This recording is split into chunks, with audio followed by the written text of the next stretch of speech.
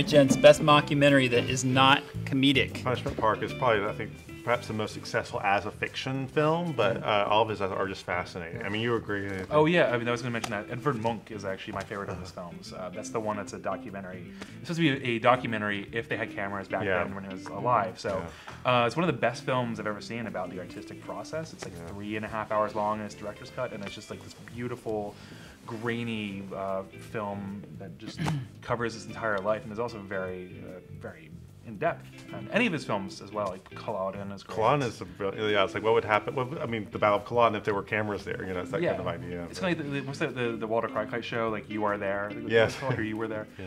It's pretending like they're talking to Charlemagne. He goes into whatever battle. It's sort of like that, but a much more satirical, bitter. And it's the smartest historical documentary I've seen. It just doesn't happen to have any of the original footage from the battle. You know.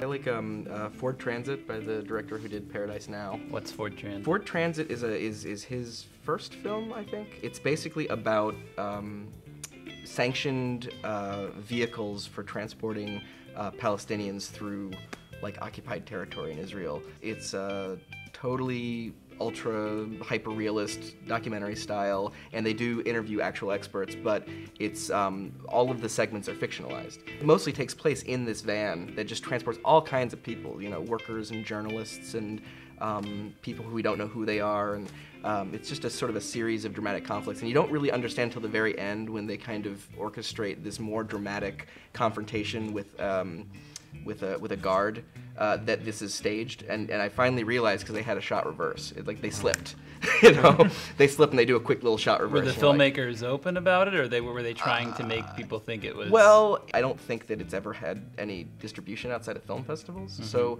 those crowds tend to already come with a certain level of sort of contextual knowledge about what they're viewing. That I think that if it were a you know, like the Blair Witch Project hoax that would outrage more people. But because I don't think it'll ever be much more than this contained sort of festival circuit thing, it's really powerful as long as you can have a conversation about the fact that it's not real. Which call me loose ethics, but I don't have a problem with that. As long as you have a conversation about it, I'm okay with that. It's something weird about filmmakers being okay with saying something is a mockumentary if it's not comedic. People that know little about cinema are aware that there are things about a lot of contemporary documentaries that are pushing the limits of what's sort of true. So it's not necessarily a bad thing, but so it annoys me when I see a movie that I think otherwise has some merit, like the most recent one was Catfish, where the filmmakers are intent on you know, they're like, this is real, it was all real, it all happened, it's totally a documentary, when it so clearly isn't. I feel like that kind of killed my enjoyment of that movie, because I think that otherwise, if they had been open about it, and it shouldn't, because that's something completely outside the movie, and I should be able to take the movie on its own merit. But I actually see things in that movie I like a lot. Yeah. But I was so irritated by the filmmakers sort of the way they released it that it really turned me against it. Yeah. I actually have the same problem with a lot of documentaries, which is, you know, I hate a lot of the Robert Greenwald films that use really sappy manipulative tactics to put forward a political argument that I tend to usually agree with at some level, you know, not to reveal my politics, because I don't know you guys, and I was always taught not to reveal politics with strangers. Discuss salary or... salary, religion, and politics, so...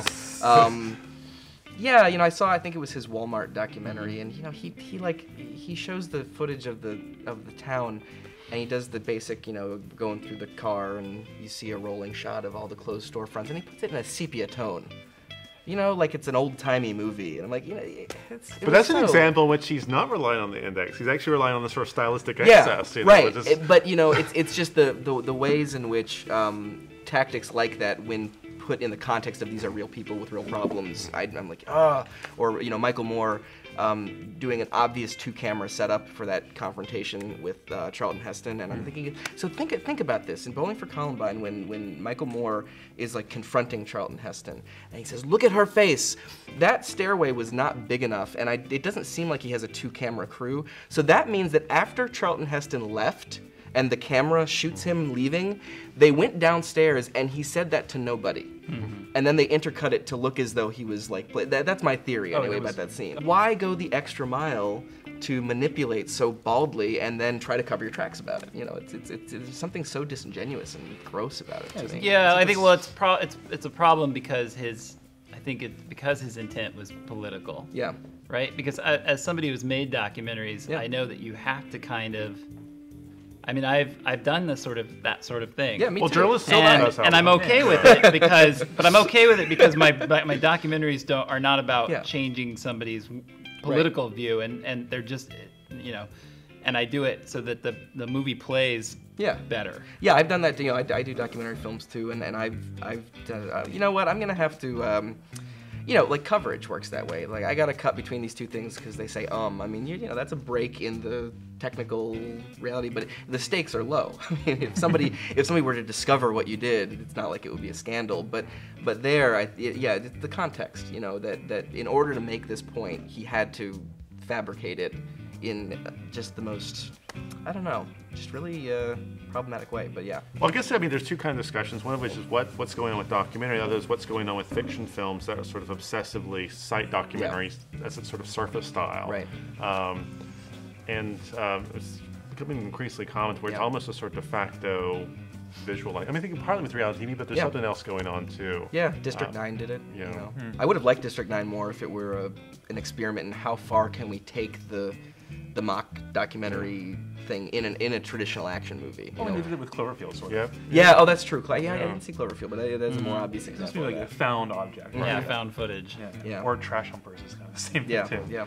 Cloverfield was interesting. Everybody complains about the first 20 minutes because nothing happens, right? It's just a bunch of whining. I took it as But, like, exposition. I mean, Yeah, but even so, like, what you learn in terms of exposition in that 20 minutes is just that this couple is having a fight, but that they still like each other. And man, you could get that out of the way in 2 minutes, and they take like 22 to do it.